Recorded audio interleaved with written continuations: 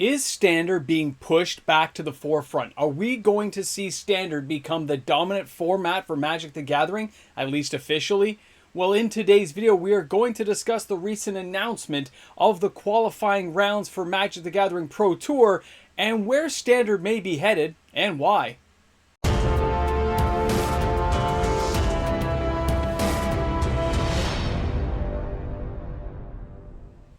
In today's video, we are going to discuss what is going on with Standard and how likely it is that this format is going to be resurrected to its former glory.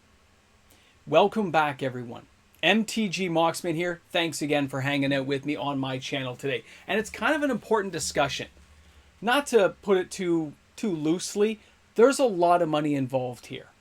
Commander is the most popular format that I know of for Magic the Gathering by today's standards. I can walk into a shop, I see people playing Commander all the time. But there is some flaws with Commander, and it has nothing to do with deck construction. It has to do with the flow of money for a company like Wizards of the Coast. When you look at the idea of refereeing a format like Commander, it could probably get pretty complicated with the sheer card pool available for Magic the Gathering. When you look at a format like Standard, with the new and extended rotation, the fact that Pioneer is kind of being pushed to the side till what, 2026 by the announcement we saw today, and now it looks like Standard qualifiers are going to kind of be coming around again. This is kind of big news, and it's big news for a lot of reasons. Will players be accepting of the idea of Standard really being pushed up again? The idea that you're going to have buy all these cards to compete competitively if you want to go and win a store championship, a regional qualifier. Here, I have the pyramid. Take a look at the pyramid, right? You got to go here and go to your regional championship qualifiers, then the regional championships, then the battle against the best from every region, and then you become the world champion. And if you're interested, here are all the areas and the people who are running the events in your area, okay, for these regional qualifiers. Just in case you were interested, you can pause that video. But since I focus a lot on what's going on in the financial side of things, I want to take a moment just to make sure people are on the same page with the information. When we look at a format like Standard, it's been around a very long time. It got killed off when they really brought Arena to the forefront, and I think they recognized at some point that during COVID, during all this time, when we first got back, that paper Magic is where the money comes in big time. Okay? When you are playing a Standard format, and I need 4 Sheoldreds for a deck I'm building, or 4 other heavy-hitting cards that are worth so much money, that it's a lot of coin to give up. And Wizards of the Coast at some point recognized that if they don't have Standard as a format that is promoted and big in the front, the front page of what they're doing, they don't sell as many boxes, they don't move as many singles, and they don't get as much gameplay that generates revenue. And let's remember, as a company, not just Wizards of the Coast, but Hasbro as a whole entity needs to generate revenue. And I also believe that besides the money aspect, which is the biggest one, I'm not going to make bones about it, this is a money type thing where they know they can generate a lot of money, but they can also get a lot of people back on track or where they want things to go for the game. Now, we all know Commander is the biggest format out there right now that I know most people play. I can show up at a shop with some Commander decks, I'm going to get a game. Standard, I've got to go to like Friday Night Magic. I have to look at certain events on a calendar to find Standard matches, just hoping to find one. And some areas don't even have Standard play anymore. They've been playing Pioneer, Modern, or Commander, even Pauper. So where does that leave us? Brawl even. Name all the formats, you can pick one. Depending on where you are in the world, something is being played. But you want Standard to be the one. You want it to be Neo, right? Leading the Matrix, controlling everything, and everything else to filter down from that. Now, it's not just because of the money. It's because they can control it, mold it, and spread it out. If they get enough popularity back into Standard, they can probably ease off of a few things and make it look good. Not perfect, but look good. And what I mean by that is revenue-wise. Commander does very well. but it is a singular format that has a one of. Having a four of, having competitive competitions where players have to pit themselves against each other, and adding in that 3-year rotation, adding in things like we've seen, and I do mean MTG Foundations. What they are doing is setting a foundation. You think Foundations is just the name? It is the core. It is the center. And they're spreading fresh concrete and asphalt to make sure it's a brand new start that they can build on, like Lego. Click the bricks in and make what you want. And I'm not saying it's a bad thing. I love standard play. I love being able to build within standard, but I do understand the price limitations that can be found trying to afford all these cards. Whereas if you play Commander, you have that card forever. As long as it doesn't get banned, you have it forever.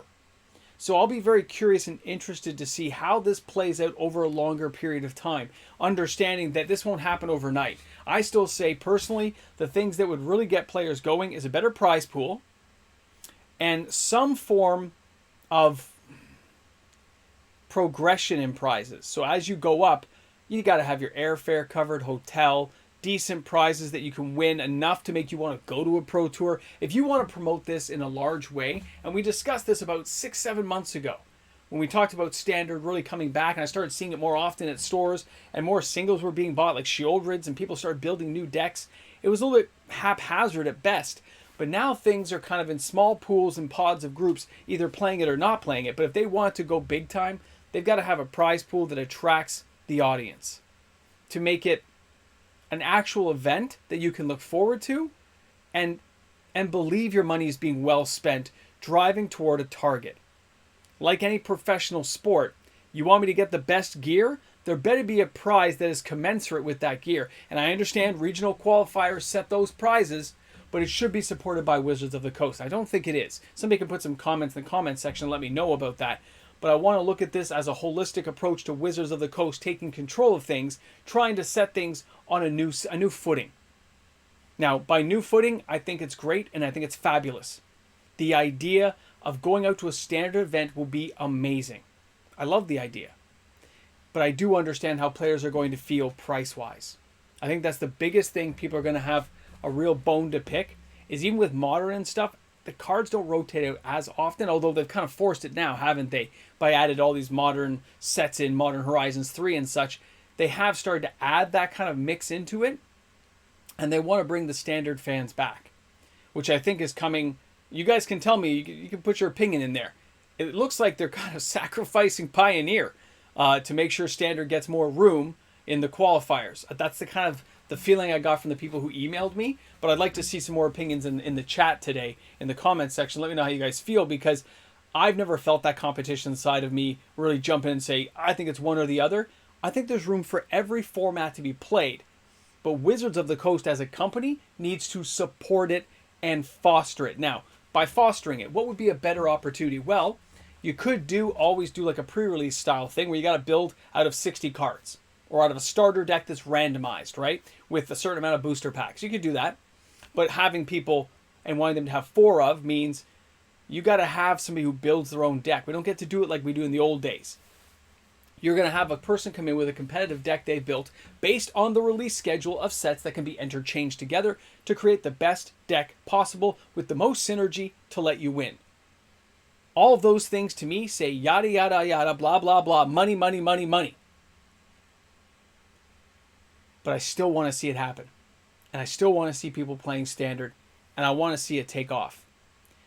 Now, if you could change things around and standard became a big thing again, the best thing they could do is either reduce the prices on play boxes, make them more acceptable, or, well, no, that idea off the top of my head is not going to work. They're not going to cap prices on singles.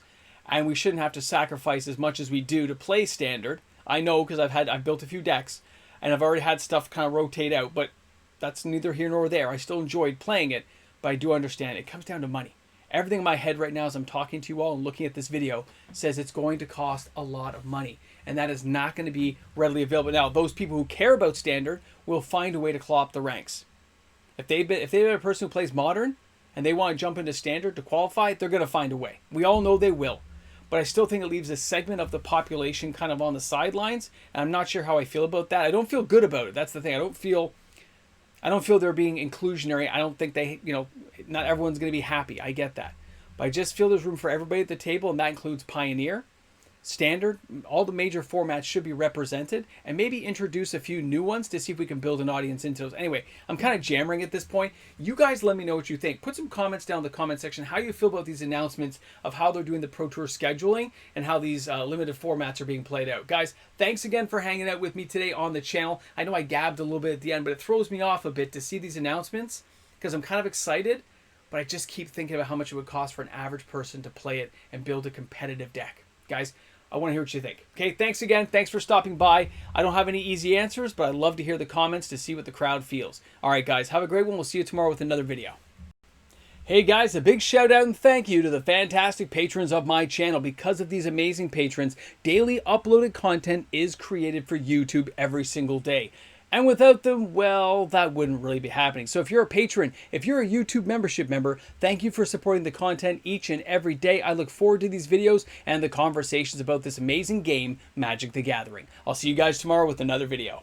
Okay, you're here at the Ramble Jamble at this point because you want to know what the Mox Man really thinks. As hard as this is to hear for players, nobody makes us go to a qualifier. You can ignore it.